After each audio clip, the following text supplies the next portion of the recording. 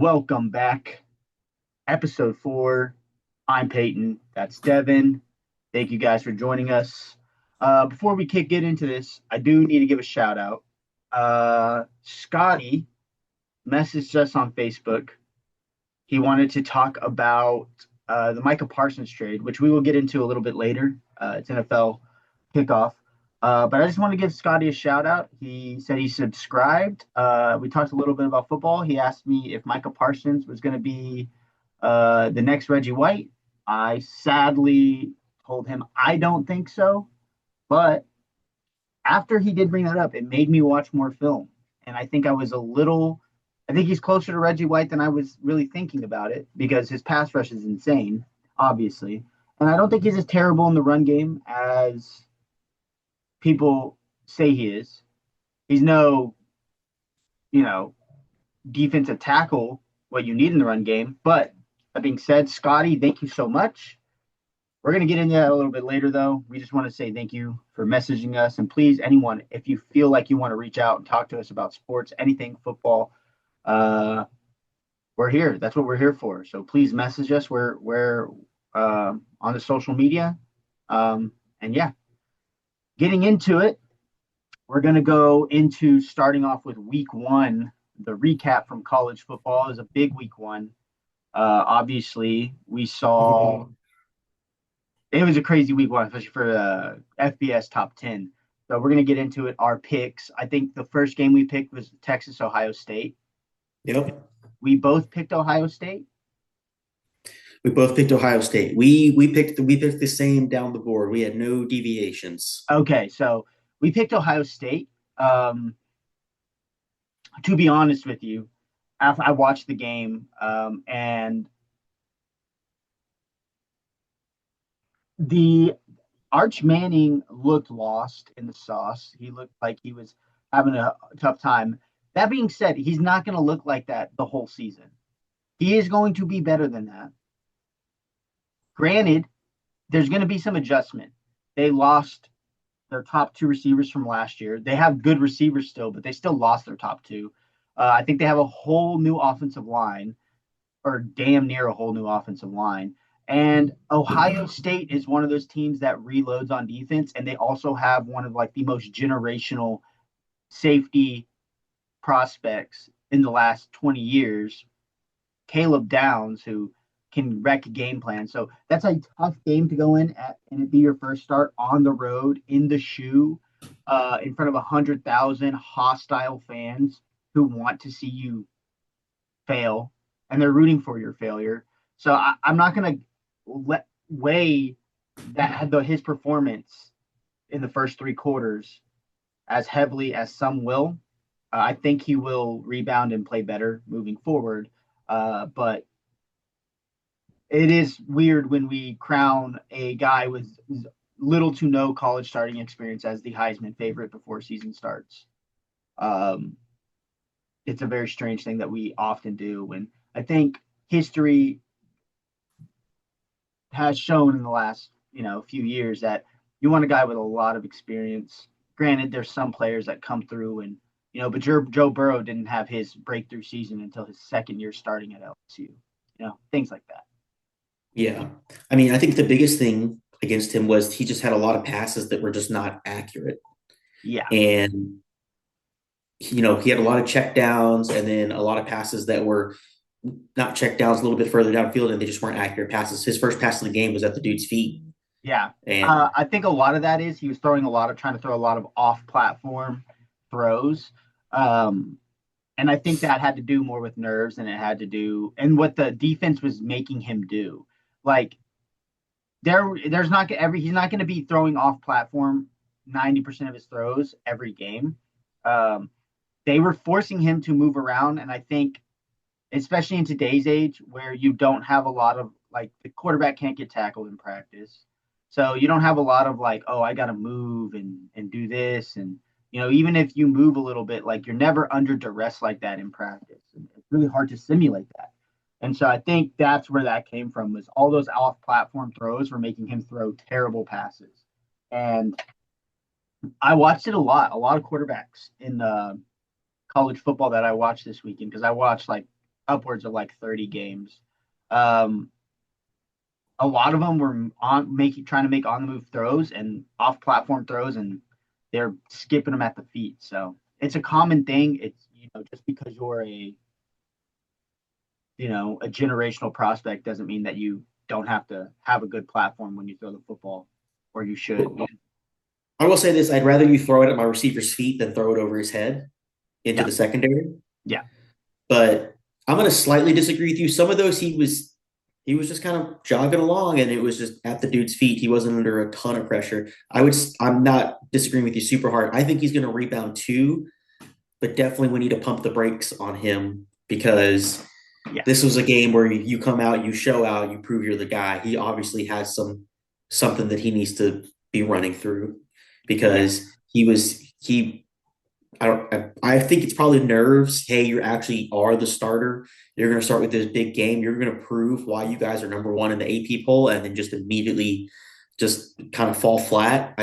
I think they're going to get it. Sarkisian's a good coach. I hate that he's over at Texas right now because they they're finally being competitive again. yeah. It's not as fun when you're an OU fan watching Texas be good consistently. Yeah, yeah. So, but I think he's going to do better. But definitely time to pump the brakes on that Heisman campaign, which I think Yeah, it officially has.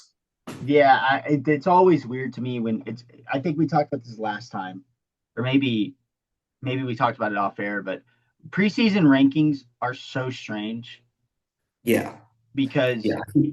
it's You all should, hoopla bullshit. Like oh, they lost 10 people, but they're gonna be really good. It's like I've never seen this group mesh together and play a game. Some teams lose people that you thought were gonna be studs, and then the next, like Tennessee lost Peyton Manning and the next year won a national title. yep. So like just because I mean it just every team is gonna be different. And that's just how it is. Um I believe we'll move on to the next game. The next game was Alabama Alabama. FSU. Yep. We both picked Alabama. We both picked Alabama. We were both wrong. Yeah. Well, again, this is part of it. Is like you play into like this like idea of preseason rankings and oh they're gonna be just as good. Like they all Alabama. We're so used to Alabama constantly reloading, and that Yep. might not be it. And I fell victim to everyone talking, not saying that he was going to be bad, but not saying he was going to be great. The quarterback for FSU, Castellanos from uh, Boston College, he transfers over. And he looked like, I mean, not the same, but he kind of looked like Kyler Murray. I was watching him He play, did. and I was like, this looks familiar. He He looked has a good. cannon. He can run, obviously. He wears number one. It was shades of Kyler Murray. And then just the fact that he was, I mean, not even him, just that whole team, that whole rebuilt FSU team. We thought that because of how they rebuilt last year with DJ Ugalavea or whatever his name is, how they rebuilt last year and how they performed last year, that it would be the same. But this is more akin to a rebuild of 2 seasons ago when they were damn near in the college football playoff, minus a starting quarterback injury. They probably would have been, and that's what I saw from that team. That or Alabama is super bad and FSU isn't as good as they look, or I Alabama mean, playing super poorly. and that's the issue with the preseason rankings is you don't really know how good a team is this early on. Yeah, Realistically, I mean, the best case scenario, you don't have those rankings until week 6, week 8. I would maybe week 6. I think that's probably fair. I think week 6 is a little late. I think maybe No, like I think week 6 is just you just start to get into conference play. You've seen all the maybe after out of all the out of conference play, maybe after like week 4, start going into week 5, you start throwing some rankings out there. Okay, here's who we think is the best based off this and this. And we talked about it a little bit last time. It's like where you want those rankings to sell games. yep. But I don't think we're in a world where Texas goes to Ohio State for the very first game, noon kickoff, and people don't show up and people don't tune in. That's blue blood games that Yeah, people will be there I for. I agree, and I also think college football is more. It's very big in the U.S., right? But I I think it's still more niche in like a form of like you have a lot of casual fans and there's not a lot of I feel like in college football it's really hard to be a casual fan. Like you have to be a diehard to like really get into college football. Because also the thing with college football is like everyone there's different offenses, there's different deep like in the NFL, you have more or less the same style of play that everyone kind of runs. And yeah, there's some slightly different schemes. Some people use motion more and some people use a little more run power as a besides run zone. Like there's a different scheme slightly, but for the most part, all the formations are going to be pretty much the same. You know, everyone's going to have their own little spin on things, but it's all pro style football for the most part, right? Right. Like in college, you have your West Coast offenses, you have your air raid offenses, you have the offense I told you about this weekend, the go go offense, where you see some crazy things happen. You still have people just trying to run the wishbone and the triple option offense. Like college is a little more like Well, scheme. there's so much going on in college football. It's such a massive sport compared to any other sport you're going to like spend time watching. Yeah. It's very unique. I mean, the playoff situation, like they expanded to a 12-team playoff, but even going off that, just at the FPS level, less than 10% of your teams are getting into the playoff. Mhm. Any other major sport, almost half of your teams are going to get in. Yeah, that's very true. And So it, I think that I think that as far as like how it goes with I guess trying to bring it back to Alabama. What we saw with Alabama um, was less of a difference in scheme and bad scheme, and more of a. I think there's just like a, this is the best way I can explain it.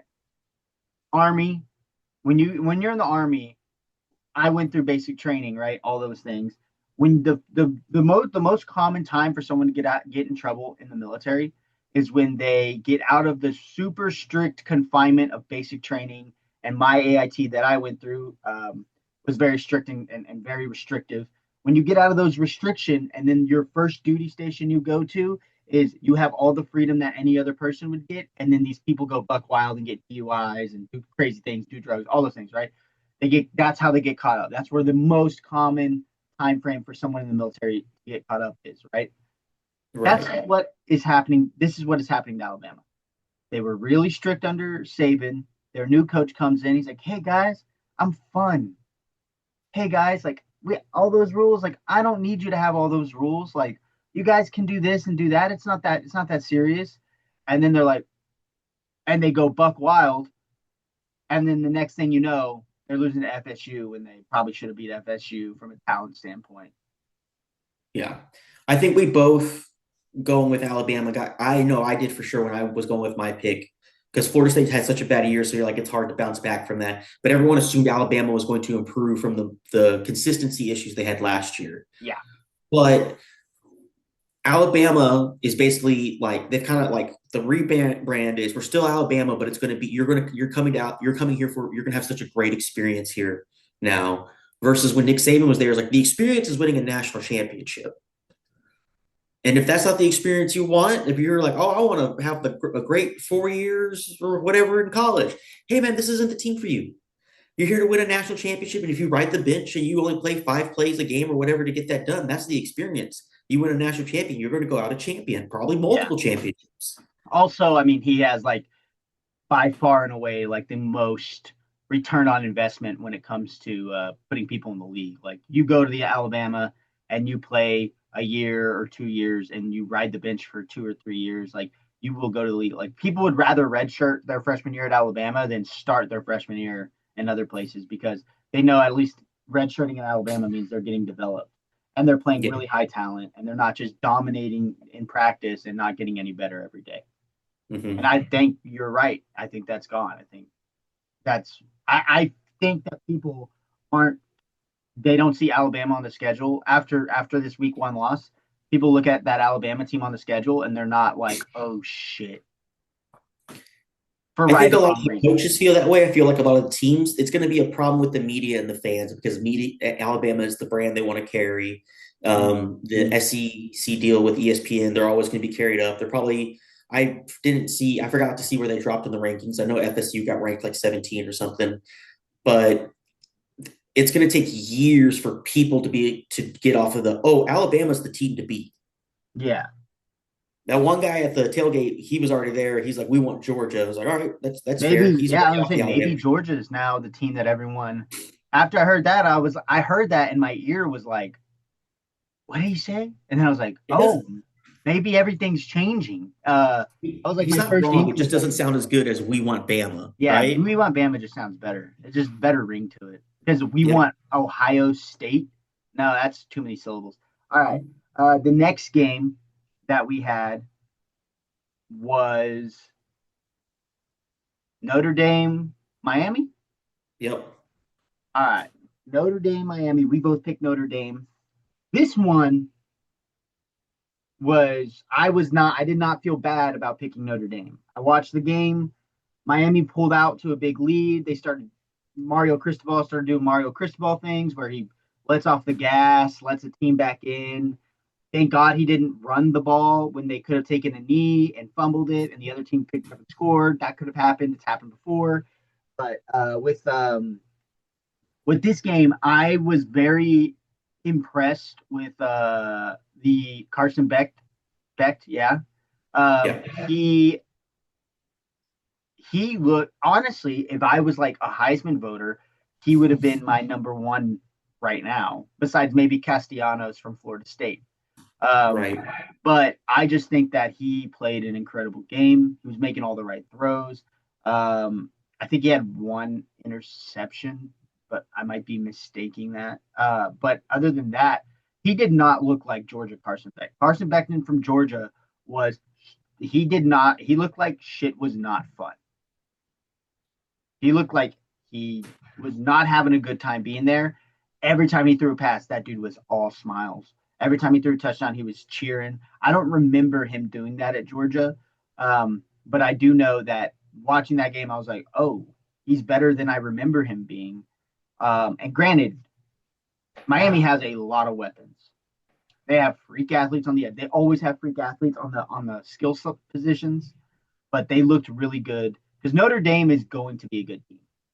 They might struggle a little bit in the back end on defense, maybe, but even then, their defense. I mean, I think Notre Dame was just they weren't the better team that day. Like I don't think either team did something to lose the game. I just think Notre Dame was just not the better team. And Yeah. yeah, I mean, I want to say Notre Dame was the better team later in the game, but when you considering that Miami is letting off the gas, it's easier to look like the better team when you're fighting for your life, and the other team's like, well, we're just going to stop you from exploding. That's all we're going to yeah. do. That's Which, one thing that I'll say about CJ Carr, the quarterback for Notre Dame, is that dude is going to be a guy because he turned it on when he needed to.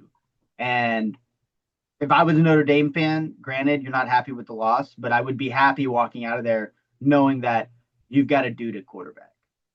yeah, and I mean, last year when they lost to Northern Illinois, that was the spark, and they just dominated for the rest of the season up to the Yeah, national championship.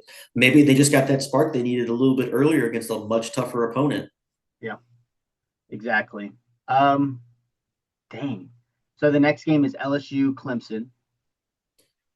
We That were both dead wrong on this. that one blew my mind, honestly. I'll tell you this. Grant Nussmeyer, the quarterback for LSU, he was doing a lot of the success that LSU had on the offensive side of the ball. And granted, I'm not saying that these teams were that LSU was dominating offensively, but Clemson's defense is really good. But Nussmeyer at the line was checking into things and checking out of things and getting people in positions to where he was putting the defense a lot of times in bad positions. And granted, that defense is so good that sometimes it just doesn't matter. But he was doing so well as far as you know checking at the line of scrimmage, and I think that's really was the difference makers. I don't think Cade Klubnik in Riley's offense there isn't a lot of like quarterback check at the line of scrimmage. It's hey QB gives you this and it's a check with me. He checks with the coordinator and the coordinator sends in a different call or sends in a call like the the but Nussmeier getting back there, being able to read the defense, see what he needs, motioning a tight end over here, sending the back out, motioning the tight end back in, and then snapping the ball and going like that. Those things matter when it comes to big games like that. And then the other side is that Clemson's O line was getting absolutely dominated by Clemson. LSU's defense loaded the hell up, Yeah, and they were scary. They were good. yeah, that's a scary team for everybody in the SEC. Just because Nussmeier's good enough to not lose you a game, obviously, but he'll probably win you some games too. But he probably won't. But realistically, he won't have to with that defense. Yeah. Bless you. Thank you. Something's going on with Clemson. And then they got to figure out Clemson returned more starters than any other team in FBS. Yeah. I think it was 85% of their offensive players and 75% of their defensive starter or their starters returned. So that's a team that has a ton of experience. They should already be executing. Yeah. They got to figure it out. I think the Riley offense stereotypically has really tough time with certain defenses, and defenses especially that really game plan. If a defense has 2 weeks to game plan for a Riley style offense, it usually doesn't go well for the Riley offense. And that's clearly what you saw here. LSU had week 0, week 1, and really the last week of fall camp to really start game planning, and they probably took advantage of that. And it showed. So we had an upset pick. We picked UTSA to beat Texas A&M. That didn't happen. I'm not mad about it because I thought Texas A&M looked really good. UTSA's looked really good. Texas A&M also looked pretty good. I think that they beat a quality opponent in UTSA. So, yeah. I mean, if you're a UTSA fan, you come out of that probably with your head held high because realistically, that was a game until the fourth quarter. I feel pretty good. One of those scores was a punt return. Yeah. So, just kind of factoring that in, there's a punt return. So, yeah, they give it 5 touchdowns against a good team, though. It's a defense that had no returning starters. None of those guys started for UTSA last year. And they, first game, they're going to play a good team with a lot of talent. And they did okay for the most part. Yep. The rushing game for UTSA looked way better than it did last year. Yeah, the running back for UTSA that dude had like a 78-yard touchdown. Yeah, for like their first play in the second half, he was just gone. He looks like, he averaged like at some one point he was averaging like 12 yards a carry, I think. Yeah, so that was pretty good to see. I don't think I saw any UTSA. I mean, you always want the win, but I don't think anyone was sitting there like, oh man, we suck. I think people are like, okay, we look good for the run we're trying to make. Yep, exactly. All right, so those were our picks. Now we're gonna get into the No Bitches Team of the Week. Army. Tarleton State is going to be a really good FCS team. They are going to be really good. They're probably going to make a playoff run. People are talking about them moving up to Conference USA, which I'm sick and tired of good FCS teams not even teams that haven't even won the FCS national championship are leaving and going to Conference USA. If it was up to me, I would force Sam Houston State to come back down. I would tell Sacramento State to shut the hell up and win something. I would tell Tarleton State to shut up and stay. And I'd probably make James Madison and Kennesaw State come back too, and Jacksonville State, all those teams.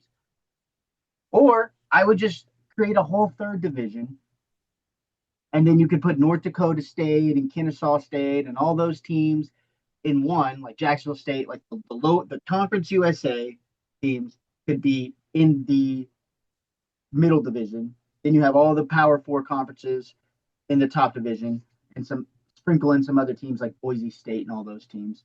And then in the other division, you would just have teams like, I don't even know, the teams that you can't think of right now would be in that other division.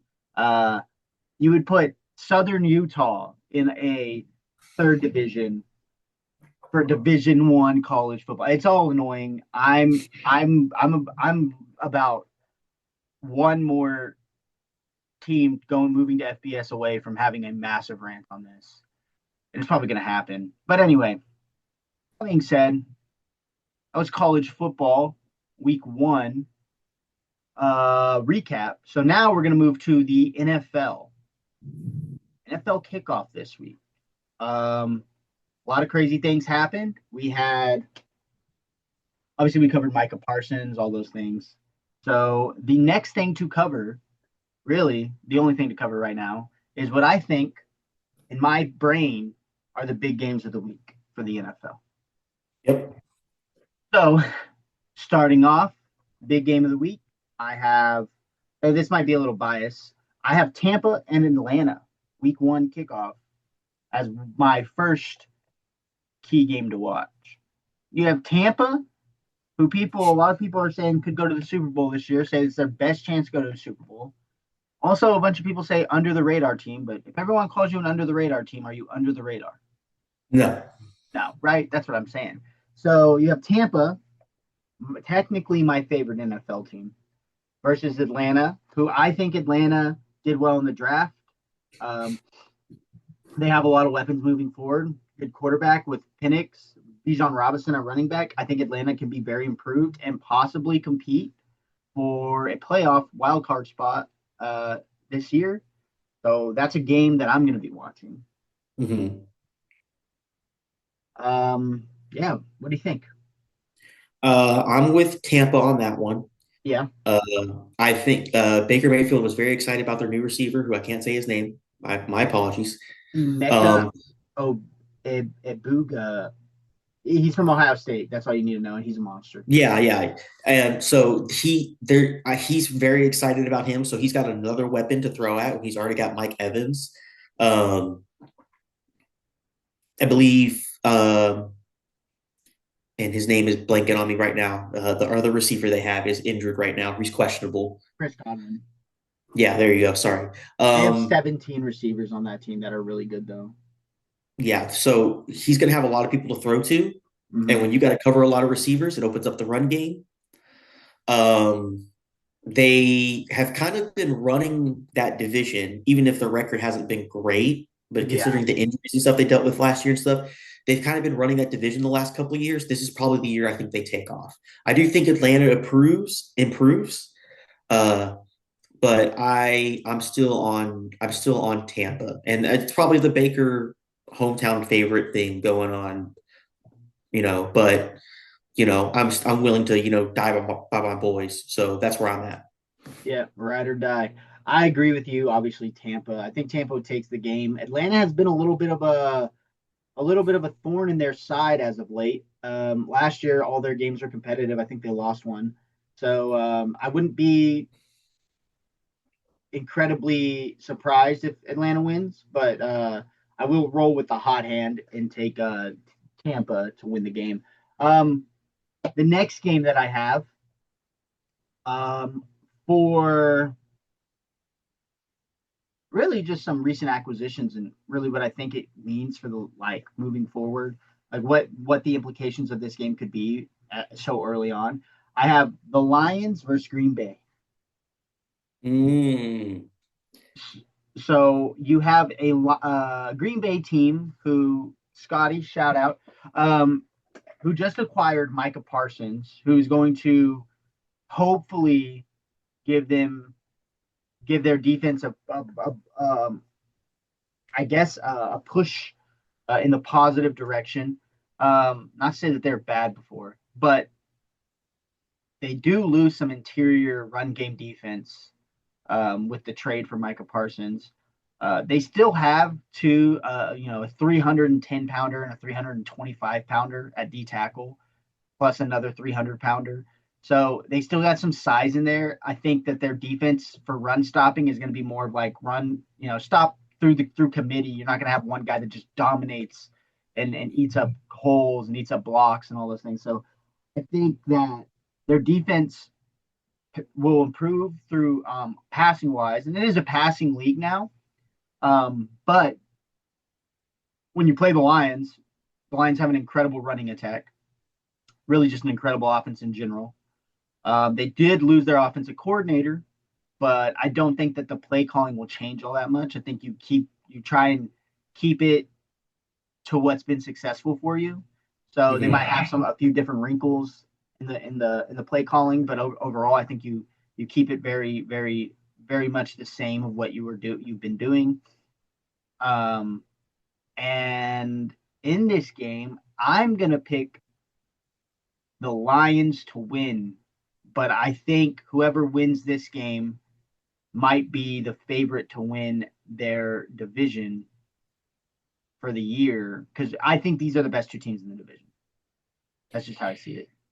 Hmm. That's probably a pretty accurate statement right now. Green Bay had a wild card run last year. They lost to Philly in Philly. Yeah.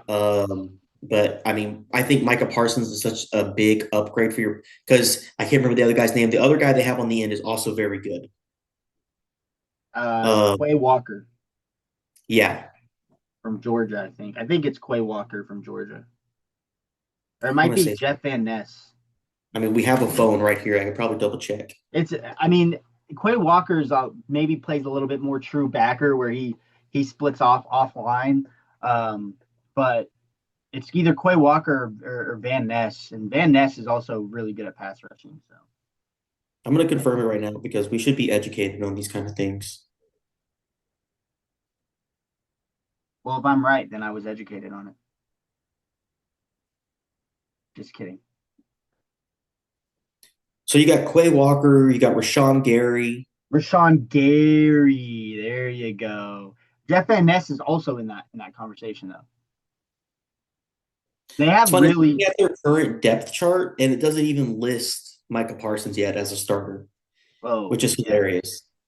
Yeah, I mean, he might not start right away. They waited last minute to trade for him. It takes a minute to get up to speed on a defense, especially as long as the defense isn't too crazy different from what he was running. But what certain defenses ask for are different than what other defenses ask for, and who knows what position they want him to play at. Like when is it they're like, hey, Well, we want it you to looks like they're play running a Mike, 3-3. huh? It looks like they run a 3-3. A 4-3 or a 3-3? I think it's a 3-3 because they only have one defensive tackle listed. Hmm. So you're going to have him more playing like an outside linebacker, I'm assuming, Micah Parsons. Yeah. Um, and realistically, if it's a passing down, you want a second guy on him. So he's going to open up holes for other players. Yeah. I mean, I think for passing, Michael Parsons is a huge upgrade. But if you can't stop the run, then the team's never in an obvious passing situation. So Yeah. that's the other problem. But I honestly think that it's an upgrade. I think that Green Bay will be good. I think that Green Bay will be better for this, even though they're losing a really talented player in Clark. Kenny Clark, I think, is who they traded for, right? Yeah, Kenny Clark. And so, yeah, it's tough, but I, I had the Lions winning it, but I would not. This is another one where like it's a coin toss for me, basically. I'm kind of on the coin toss. I think for the sake of keeping this interesting, I think I'm going to take Green Bay, honestly. It's going to That's be fair. tough to stop that rushing attack for sure. Yeah. Um, but I think a lot of people don't give Michael Parsons his credit when it comes to like stopping the run. Hmm. I agree with you on I that. think I that has think, more to do with the defense that the Cowboys were running. yeah, I think Green the Bay, I defense think, that the runs a Cowboys more ran was just yeah, really zoned in on using Micah Parsons' athleticism in the pass rush game and really putting him outside the tackle box. Well, not the tackle box, but outside on the outside edge. And it's really hard to affect the run from the outside edge. It's harder to affect the run from that position than it is when you're playing like up inside or you're playing off ball or you're playing in space, things like that. So yeah. I I mean, agree. people the Cowboys defense was built on capitalizing on big plays. Yeah, Hey, we forced a big sack. Hey, we did this. We forced a bad throw, stuff like that. I yeah. think Green Bay plays a little bit more gap sound, Mm-hmm. and they're going to have an easier time getting him involved on both sides of the Yeah, defense. I would agree with you. I think that also I think that he was one of those players on the Cowboy defense that you just really, if you could take him out of the game, it would really help because they didn't have crazy playmakers elsewhere. And Mhm. so that's the things you're doing. The next game that I have, we did Tampa, we did Green Bay, and for you, for your sake, I did the Cowboys versus the Eagles opening weekend. Will the Cowboys be good? I say no. I'm taking the Eagles by a million. Um, I just don't like. I think the Eagles stayed good, maybe got better in some positions, and on top of that, I think the only position the Cowboys didn't get worse at is receiver. And if I was CeeDee Lamb, I'd be begging for a trade to get out of Dallas at this point. But I have to. It's like jury's still out. I have to wait and see how good Dak Prescott does this year. I think he's on a decline for his career right now. I don't think he's going to be as good as he was in his prime. And he never had the best arm. He had a good arm, but he never had the best arm. And he, what made him so dynamic in college per se, he hasn't really used that in the NFL since after his like second year of being in the NFL. He doesn't run the ball like I think he should. And I After just he think, hurt his leg, I think he got a lot less mobile. Maybe not even less mobile, but he's a lot less willing yeah, to and I take off. don't think that's a him call per se. I don't think it's a him call. I think you have people, coaches and or GMs and or your owner who thinks that he's freaking the Playboy Mansion owner.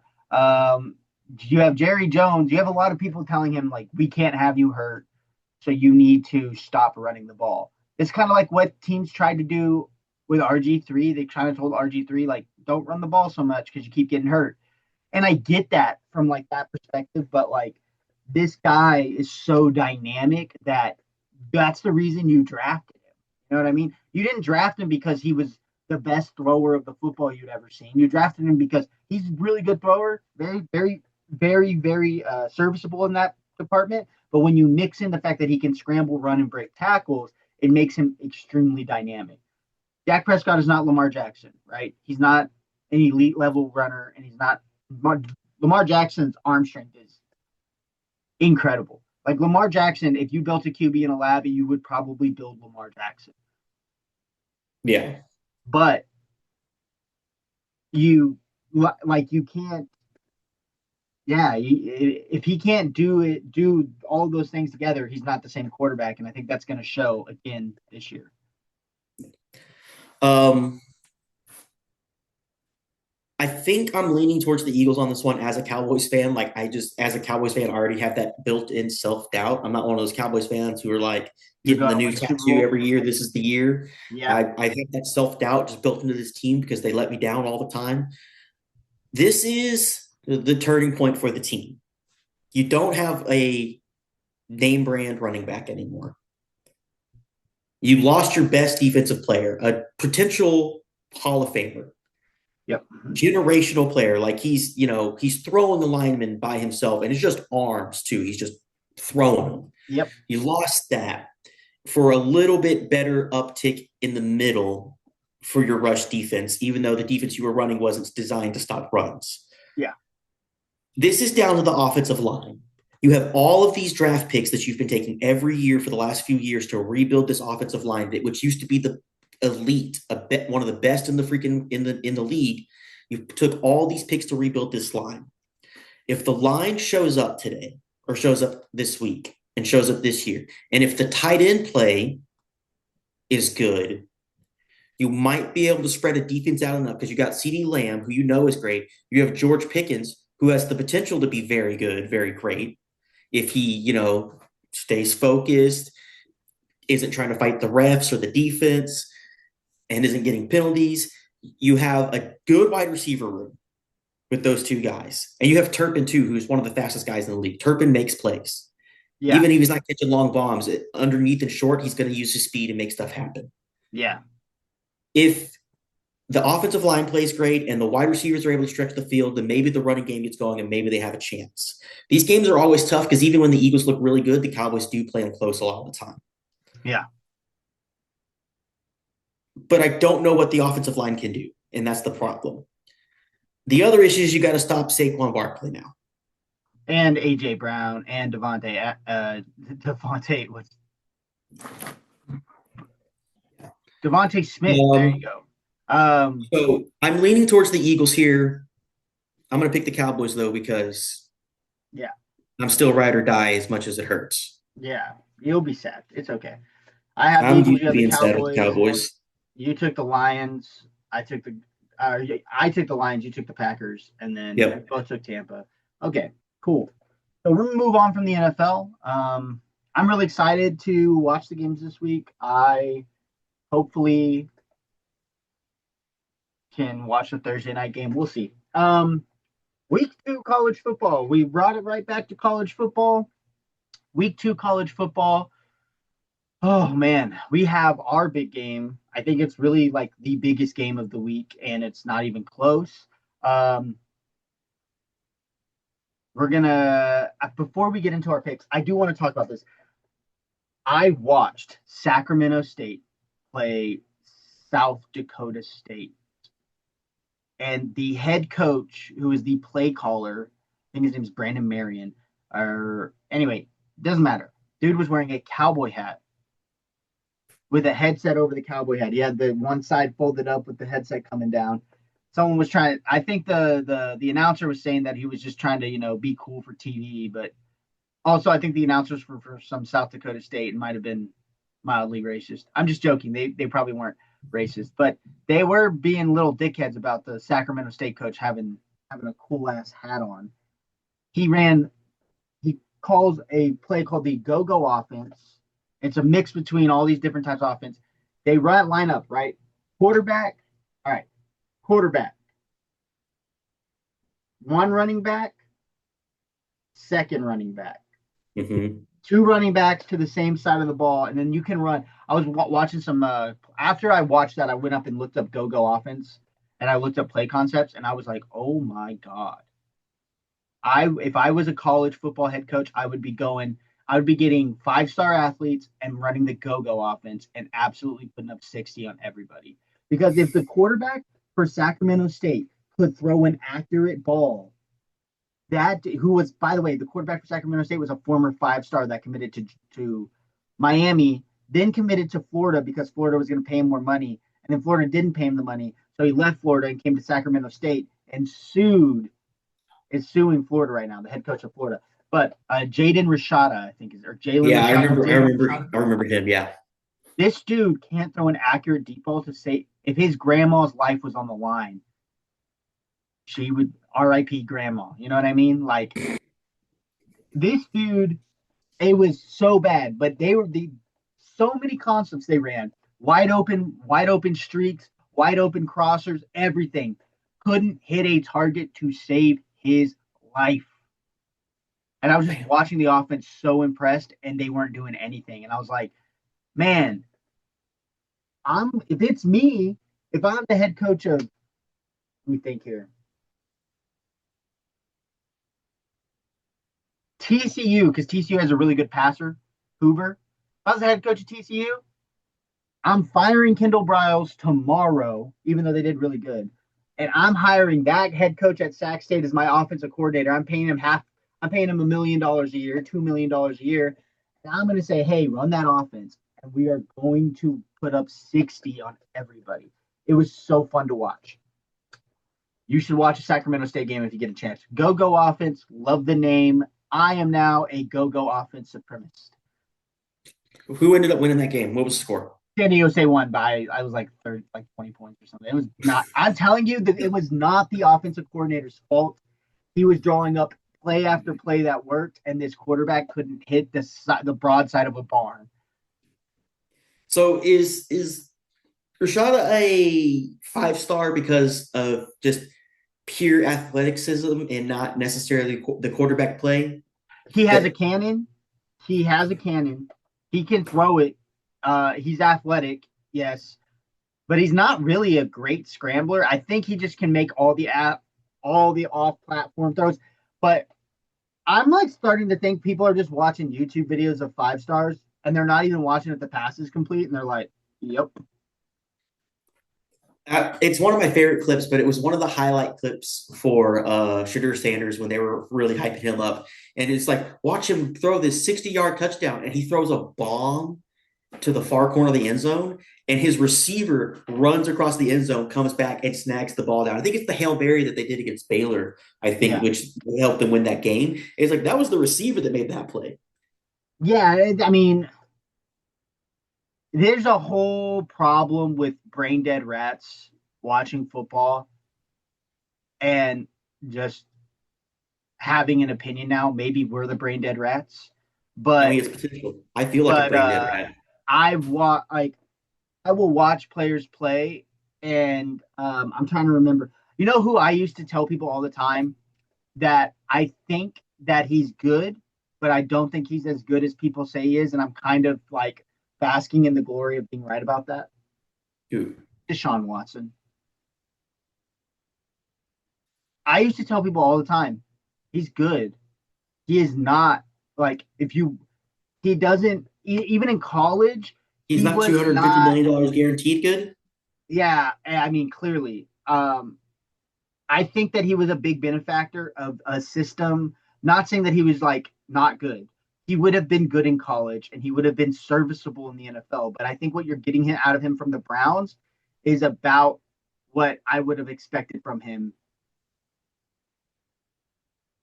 anyway. And maybe I'm like hindsight 2020 kind of thing, but I remember getting in arguments with people. I was like, I think Baker Mayfield will have a better career than Deshaun Watson in the NFL. I said that about another quarterback. Oh, I said that about Lamar Jackson. I said I think Lamar Jackson will have a better career than Deshaun Watson in the NFL.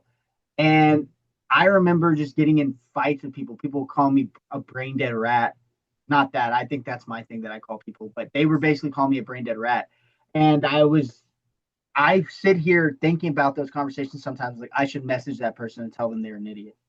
I don't do it, but you know, you know, but yeah, okay. So we're gonna get into the week 2 college football picks. The first one, the big one for us, OU versus Michigan. You have a highly recruited 5-star quarterback in Bryce Underwood. You have the number one transfer portal quarterback in John Mateer going head to head in Norman. College game day is going to be there, the game of the week. This has playoff implications. This has maybe SEC championship implications because if OU can do good in this, they have a chance to do good in the rest of the season, right? But if they show up flat, then we know who they are. And that goes for both teams. Michigan is included in that. If either of these teams show up flat, then we kind of are starting to figure out who these teams are. I watched the OU game last week. Not impressed by the run game. I think their offense they ran was very vanilla. Just a little bit of Michigan last week. Bryce Underwood does have some work. He's a freshman. He's gonna need some work. He's If you want to probably beat him now. yeah, he's probably gonna be really good though. They're gonna lean heavy on their run game. The head coach of Michigan is an OU football player alum. Um, I'm gonna pick Oklahoma. I think Oklahoma wins. I Why'd think you pause so Oklahoma. dramatic? Like we didn't already know what you were going to pick. Yeah, yeah, I tried. But I'm picking Oklahoma. I think that their defense is going to. I think a Brent Venables defense is hard to play against when you're a freshman quarterback. It's hard to pick apart. It's hard to figure out. I think their offense is more improved. I'm hoping their offense is going to be better than it was last year. I think it is. I think the team they played, Illinois State, is a very good FCS team with a very good defense heavy FCS build. And I think that just because we only put up 35 points is probably better than some people think, especially against that team. And for that reason, all those reasons, I'm picking OU. And maybe because I'm a homer. I don't know. I mean, it has nothing to do with well, my homer pick is Oklahoma, and then my educated pick is also Oklahoma. Um, Here's the question: who's better, New Mexico or Illinois State? I honestly think Illinois State was probably a better team than New Mexico. I mean, there's a real possibility Illinois State's better than New Mexico. You're going to factor in the home field advantage. That crowd's going to be huge. People are. I've been seeing people trying to buy tickets like crazy this week. People are like, "Can I get a ticket for 200?" People are just laughing them out of the room. Yeah. Um, it's going to be a packed crowd. It's going to be loud. Um, so that's going to be tough to compete against. I think the run game takes off this week. Jaden Knott, who was the number one transfer running back, also landed at Oklahoma, and he touched the ball two times last week. Once he ran the ball once for -3 yards, and they threw a ball to him, and it Arch Manning, it bounced at his feet. Okay, so I think the the more complicated play calling comes in this week. They played very vanilla last week because they didn't have to do complicated play call. You don't, hey, just let everyone know this is my ace card right here. You don't show that when you don't need to. Yeah. Or I'm going to use my joker right here when I've already got this game won. You're not going to do that. So I think the play calling gets a little bit more complicated. Um, hopefully,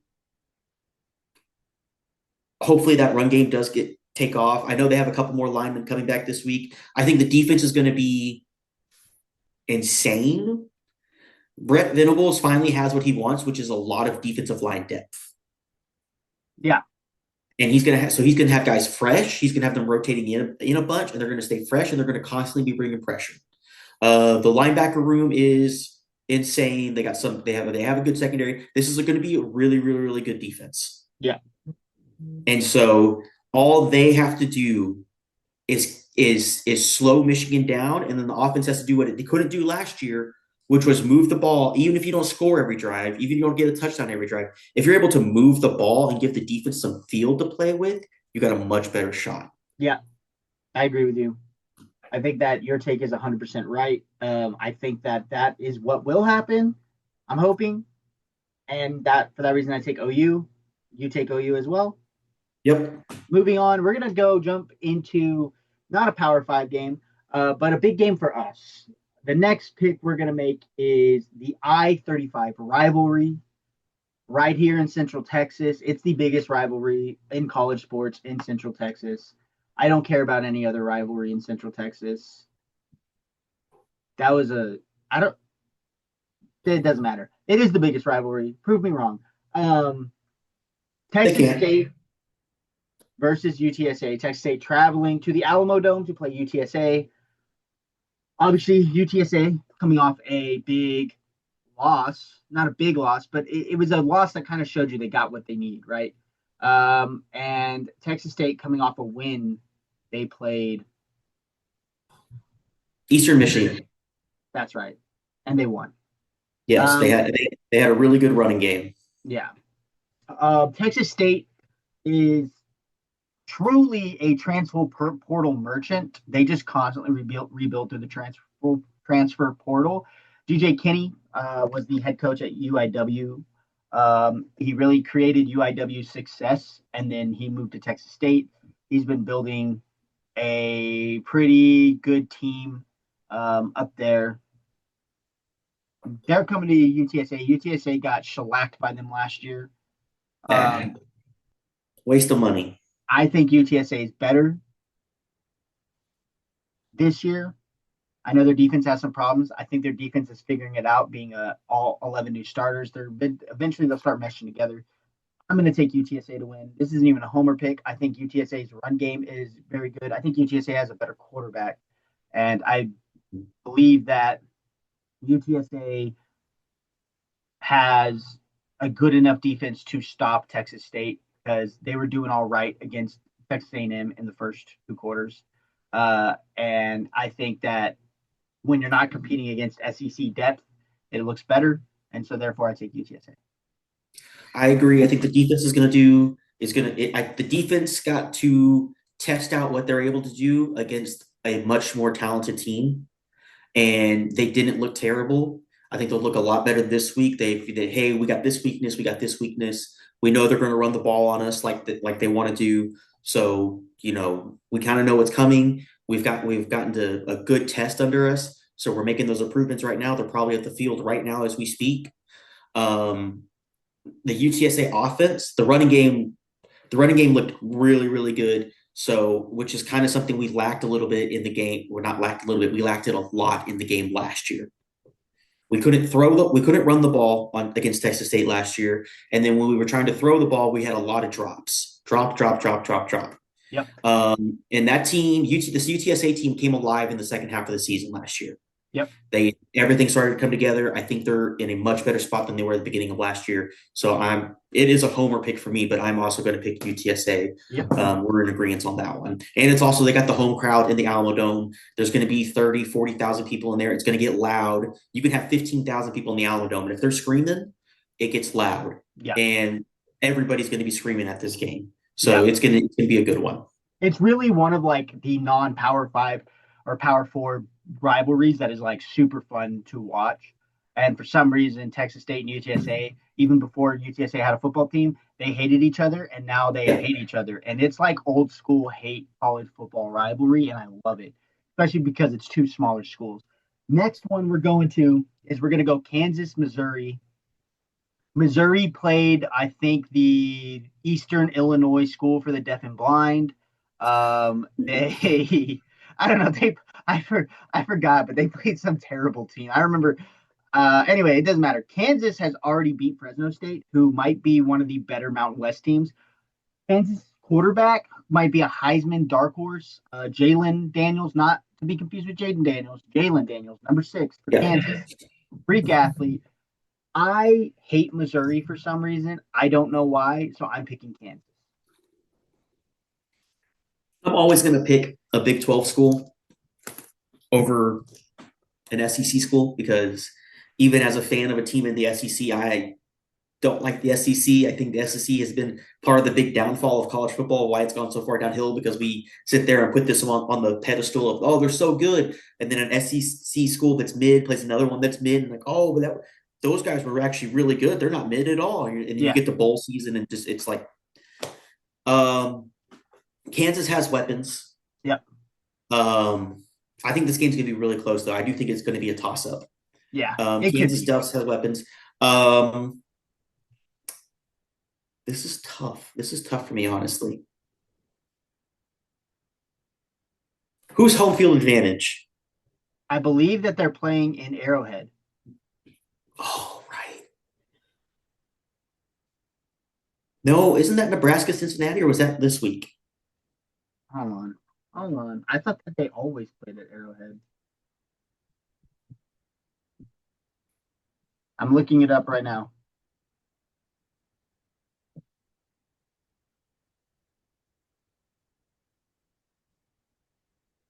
They're playing in Missouri. Yeah.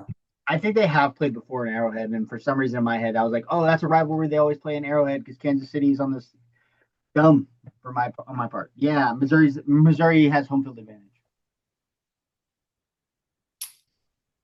Let me see here. Jesus. I'll say this. Another reason I pick against Missouri is because I went to basic training in Fort Leonard Wood, Missouri, and fuck that place. Absolute garbage heap. I'm kidding. The people there were really nice, except for all the workers at basic training. They acted like they're drill sergeants, and they also weighed 300 pounds. So all those people can go get fucked. So therefore, go Kansas. I don't want to just agree with you on all the picks again. Maybe I'm just a football genius. Just kidding. I get a lot wrong. No, I just looked at. I mean, let me do one last little bit of research. You can tell I did a lot of research the last couple of days. You know what, Devin? Pause. You want to pick Kansas? 1 second. Jesus Christ, Devin. Do some homework. I was very busy. Helldivers just came out. All right, I've been busy. Oh, okay. Helldivers, I see. It's okay. I mean, they beat Fresno State, and then they played Wagner last week. Yeah. That's insane.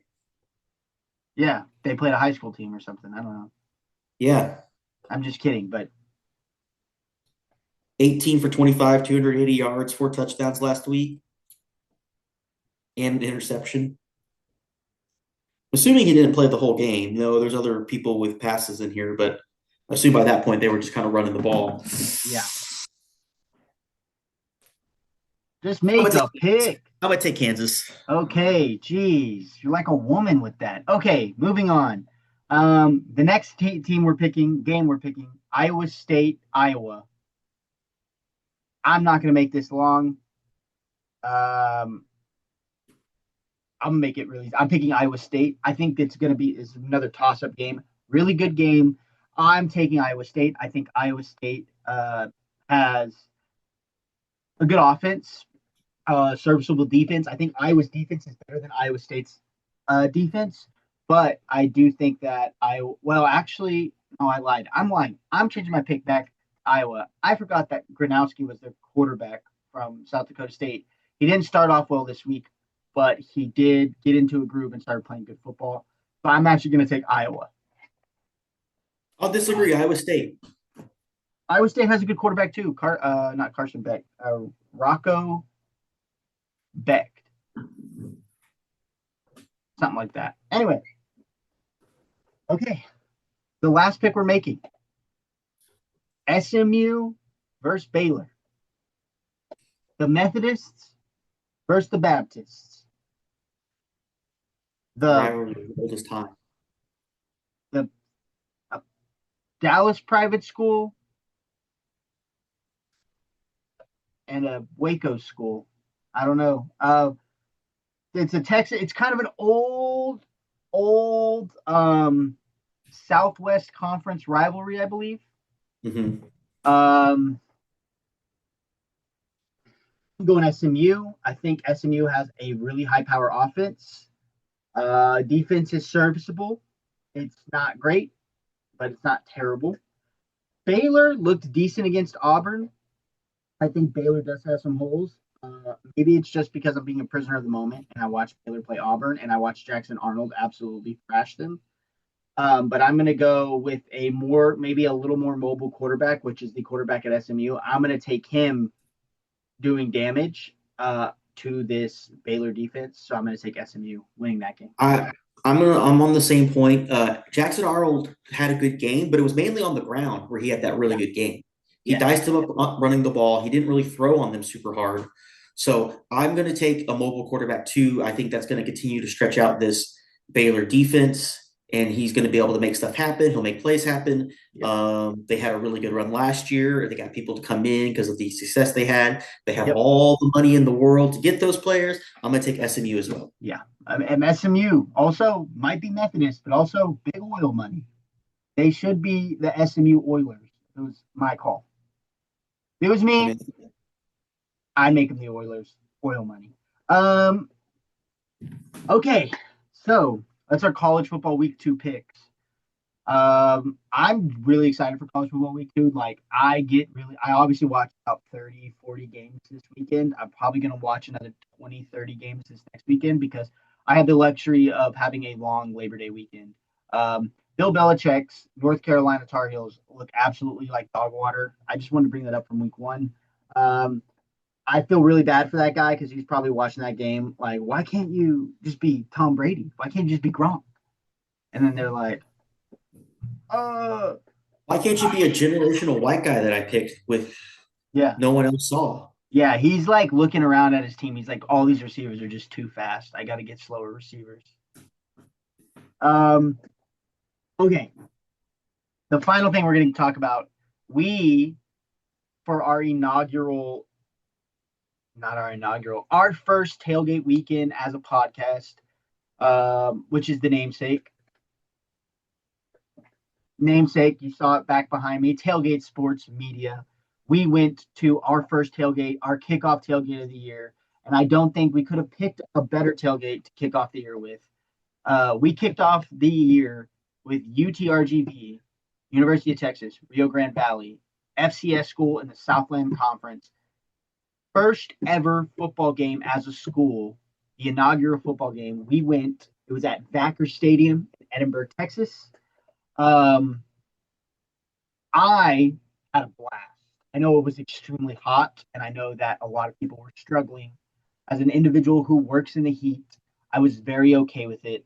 I had to run to the parking lot like 3 times to drop off coolers and such like that. I would get to the car, drop off the thing, and I would sprint all the way back to the gate to make it back so I could get back into the action. We have some tailgate reviews, or Devin's going to talk about some tailgate review stuff. I had a blast. I thought the environment was great. I thought that the game day atmosphere was incredible. UTRGV ended up beating Sul State 66-0. We left at halftime because you had a long drive, and my I had a long drive, and I do work in a hot kitchen with it's a very hot, humid kitchen, but it's not 105 degrees humidity yeah, hot with the sun beating down on you. And I don't drink alcohol at work, so at halftime I was like, "Hey, the game's won. Got a 4 hour drive. Let's. I'm gonna go ahead and call it." But the atmosphere was awesome. It was amazing. yeah. So you're going to go ahead and give us some tailgate review about this. I'll pitch in with what I have, but this is kind of your segment, so please take over. Yeah. Let me let me rep the team first of all. So the tailgate scene in general was awesome. They really set that stadium up well for what they're doing down there. The tailgate park that they have with all the pavilions and stuff was awesome. Yeah, That was legit. You can go and it's for a season. I still got a tag over here. Look at that. For the season, you go and you get these pavilions set up, and it can either be like a tent set up with a table or whatever, or an actual concrete platform with just a picnic table. There were some that had electricity and water. You pay for the season for it. I want to try to figure out a way we can get one. Like just, hey, if you're not going to use yours for this game, how much do you want for us to use it for the game? We're going to try to figure that out. But that was an awesome setup. We didn't really get to go see the student tailgate, but the student section was awesome. Looks like they had about 1,000 people that could fit into that student section, and it was packed. it's about 2,000 people for that student section, but the band is there. So like as far as like purchase tickets, it's probably around 1,500. Yeah. And it was a capacity crowd. It's supposed to fit 12,000. They said there was almost 13,000 people there. They had a bunch of standing room people there. I think you said that there was over 20,000 people there. Like a bunch of people just stayed and tailgate. And the way the stadium is set up is I believe it's the north end of the zone, or is it the south? The north end where the screen's at, yeah, that's the north end. Yeah, the north end where you are in the tailgate area, but you can't really see the field because the field's below you, but you're able to see in. You can hear the game, you hear the live call, you hear the crowd going off. It was so cool to see it set up that way. So that was pretty awesome. That's just off the top of my head. Going into my notes, bathrooms in the tailgate area, they have built-in bathrooms. You don't have to go use a porta potty. There's bathrooms with water and sinks and all that stuff. So that was pretty cool. They have a concession stand that faces outside of the stadium. You never have to, once the concession stand's open about 2 hours before the game, you never have to go inside the stadium. You don't have a ticket to go buy concessions, which was cool. That's a legit setup. Yep. I don't know anywhere else that really does something like that. If you do, let me know, comment, or hit us up on Facebook. They had a food truck in the tailgate area, which was pretty cool. I think they had multiple. Yeah, there was more than one. I know we went to the one. I think there was 2 or 3. Yep. Like I said, the tailgate crowd hung around. Like a bunch of people went in when the game started, but there was still, when we left at halftime, there was still a bunch of people outside just hanging out in their tailgate spots. Watching the game on TV, because the game was on ESPN Plus. A lot of people had that game up on TV watching it literally right outside of the stadium. It was so cool to see. Yes. The crowd was super excited to be there. You were telling me the story. Hopefully you'll tell the story here about how the whole thing got started. But for a student section that did not want to pay for a football team, they showed the hell up. The entire baseball team was there. That was awesome. So I'm sorry. There was continue. I'll talk after. You're good. There was a couple technical issues they had, which is for sound. They had some sound issues, which is their first real big game. They'll get that stuff figured out. I'm sure they're working on it. It looks like a great spot for, as you mentioned, high school playoffs. Be a great spot for them in high school playoffs. There were some high school kids behind us who were super excited about this being here. They're like, this is what the Valley needed, blah, blah, blah. Like they were ending a gang war over this almost, it sounded like. But it was super cool to see how excited everybody was there. Overall, it was a pretty great setup. Went and tried the concessions. It's just standard concession food, but I saw some advertisements for stuff like Dairy Queen and Schlotzsky's and Cinnabon. I don't know if they actually had them there.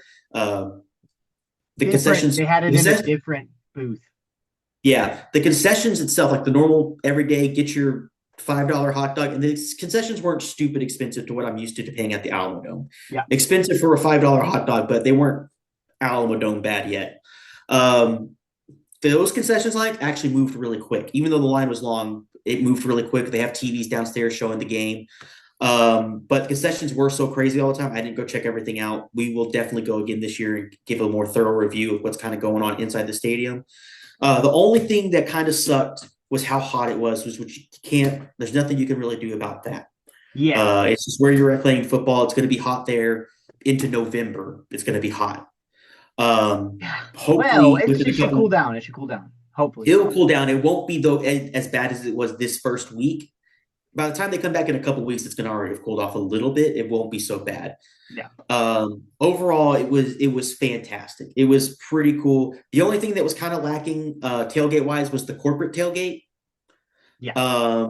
It was just a bunch of corporate sponsors. They're like, "Have you checked out our business? Like everybody knows what Chick-fil-A and HEB is. You guys are name brand down here.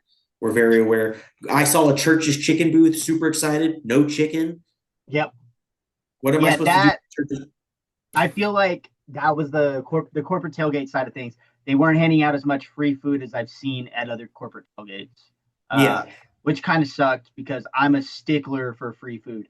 But so getting into the UTRGV story, UTRGV it was a combined school. So it was originally University of Texas Pan American in Edinburgh, Texas, and University of Texas Brownsville in Brownsville, Texas. In 2015 or 2016, for whatever reason, they decided to combine their student body and their board. Effectively, the school, the school board was the Pan American School Board, basically became the school board for the UTRGV school board. Um, from there, they really started investing in things like sports. Their basketball team and their baseball team have been incredible for the level that they play at. They've been incredible for a few years. They beat Texas last year in baseball, so they have had a really good, I guess, community investment into sports. And then they hired an athletic director, Chase Conk, from the University of Arkansas Little Rock, who was kind of like a go-getter guy. He wanted to, affect change and constantly improve things.